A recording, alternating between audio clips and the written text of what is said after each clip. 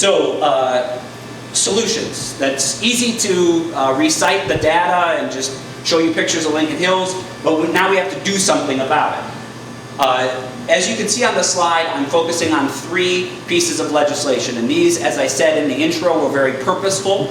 I tried to find states with Republican majorities and craft legislation near to what they passed, so that I can engage with my majority party colleagues about why we should do this. So the first, as was mentioned earlier, Assembly Bill 791 would close Lincoln Hills and Copper Lakes. We would repurpose it into an adult treatment facility, specifically for the earned release program. We would develop smaller regional juvenile correctional centers around the state. We would have those centers have more individualized and specialized treatment to deal with the youth that present with individual and personalized issues. This bill was introduced. 3 Republicans have signed on. You'll see Representative Scott Krug's name as the first Republican to call me after these bills were introduced. He represents a part of central Wisconsin, up around Wisconsin Rapids, and now he's one of my friends because he signed on to all these bills. So I'm going to pause and talk a little bit about regional and having multiple juvenile correction centers. I think the case has been made in the press, so I'm going to try to go through this relatively fast. But the problem with having one big prison for kids is that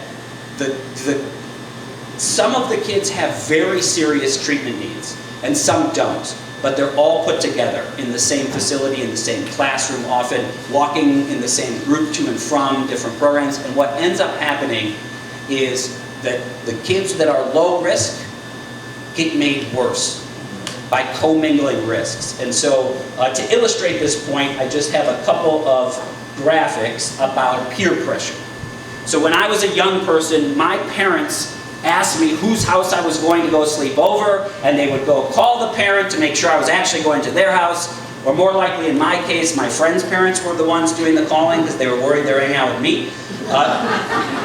This is true. This is just a known fact. I don't have kids, but I was a kid, and as I'm telling you, this happened to me. And those of you in the audience with kids and grandkids know that especially young people, especially teenagers, can be extra susceptible to peer pressure.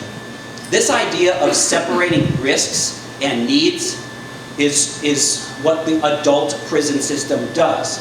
So here's a very rough graph of what it looks like in the adult system. When an inmate is sentenced to state prison, the first place that they go is Dodge Correctional. And there's about 90 days or so where that inmate is classified. A whole host of information goes into that classification. The inmate could go to maximum, like Waupun or Green Bay. They could go to medium, like Fox Lake, or low, like Southern Oaks. And important in this design is that an inmate that is medium risk can move up or down this spectrum. So, too many conduct violations can have somebody be moved into a maximum security institution. Repeated good behavior, that risk level can be reduced. So, inmates that are low risk and in a low risk facility, by the very nature of the design of the system, want to stay there. They want to behave. This is a much better place, if we can call it better, to serve your time. Inmates that are in maximum want to go down the line to low. At Lincoln Hills, we can't do that. Look at this picture again. We don't have the ability to separate the risk level or the needs of the juveniles. And so if you're low risk, you're on that campus. If you're high risk, you're on that campus. If you're truant and you've had multiple community supervision violations, you're in the same facility as somebody that may have committed homicide. The adult prison system doesn't work that way, and it doesn't work that way for a reason. So, in the Lincoln Hills facility, that facility should be repurposed to be something new. This is a point of difference between the plan that I've introduced and the plan that the governor has introduced. My proposal has the earned release program expanded. Earned release, if somebody has an identified alcohol or other drug addiction need, can get a reduction in their sentence if they complete that programming. There are 5,900 men that are eligible for the earned release program, have a diagnosed AODA issue and are on a waiting list for treatment. So while we repurpose Lincoln Hills, it should not just be another prison with lack of programming, it should be treatment. It's such a good idea that Chris Christie did it in New Jersey.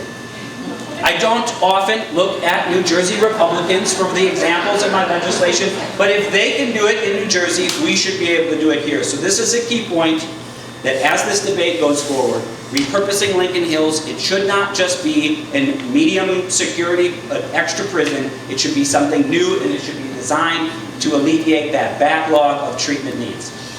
One just important point here. Treating the addiction makes us safer. So we can feel good about that, we should feel good about that, but if you take this information, and I encourage you to do that, and you argue with somebody who has, in their experience, become very tough on crime, maybe they appear on talk radio in this media market, just remind them that if we don't treat addiction, those individuals will reoffend in our community. If we can break the cycle of addiction, we will be safer.